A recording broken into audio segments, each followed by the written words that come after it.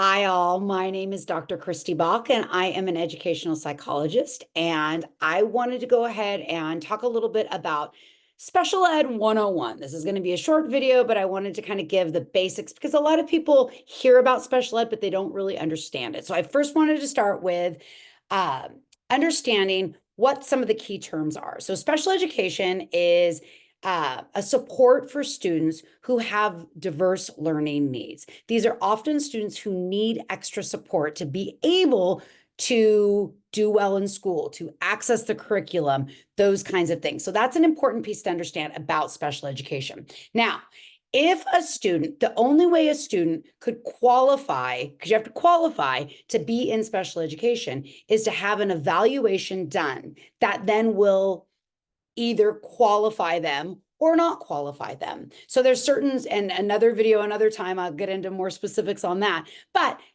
if you qualify for special education, you then would be placed on an IEP, which a lot of you guys have all heard of IEPs. We all know what an IEP is. But an IEP, you don't qualify for an IEP. You qualify for special education, and then you are placed on an IEP. And an IEP is where all of your needs, all of the different areas of need have goals and objectives that the team is working towards to work with your student to get them to those goals in a year. So you usually meet once a year. Every 3 years, you have another evaluation to determine if you still need support. But that's basically what it is. You don't qualify for an IEP, you qualify for special education. Think of it like a pot.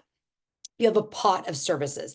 You could have OT, you could have all kinds of things in there. But basically, to get into that pot, you have to have an eligibility, which means you have to qualify for special education, and then you get an IEP. Okay. So sometimes kids are not necessarily needing extra services, like they don't necessarily need extra help in certain areas, but they just need accommodations. They just need to have extra time. They need to be able to have access to certain things. They may need to be able to take breaks on a regular basis. Those kinds of things are easily accommodated within a 504 accommodation plan. Now, that's not special education. It's through the Americans with Disabilities Act, and that basically allows students to have those accommodations. It's actually not just students. It goes all the way up, all the way through adults and everyone in the workplace, all over. But in general, special ed is more needing services, not necessarily just the accommodations. But in special ed, you still get accommodations. You just get them as a part of the IEP, not a part of the 504. Okay, so another real quick thing is some of the different things you guys will understand is the difference between accommodations and modifications. Accommodations are simply accommodating for the child's need. I need extra time. I need an alternative environment. I need my tests read to me. I'm not changing what's being delivered to me. So I'm still taking a test. I'm just changing up the way I get that test. And that test is same as anyone else in the class. I'm just changing it up a little bit based on the accommodations need. Modifications are when we're changing the content. So if we're changing the content, then that just is kind of changing kind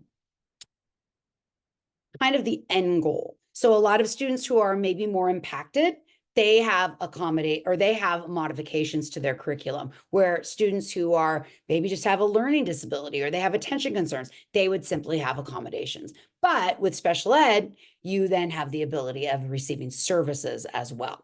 Okay, so understanding these things are really, really important because it will empower you guys to understand what you're asking for. We have a lot of people who will ask for, I want to have them qualify for an IEP. And you're like, that's not how it works. So I want you to be able to understand these terms, to understand kind of how this thing works so that you can be able to ask for the right things, advocate for the right things. Some people, you'll say, you're asking for a full psychoeducational evaluation. So you understand that the end result, if they qualify, is going to be special education. And parents go, no, I don't want my child in special education, but that's what you're asking for. So for you to understand that when you ask for full evaluation, yeah, it's giving you a lot of great information, but that's basically in the schools, a path towards placement in special education. So just understanding these terms, when you say, I just want them to have extra time, I just want them,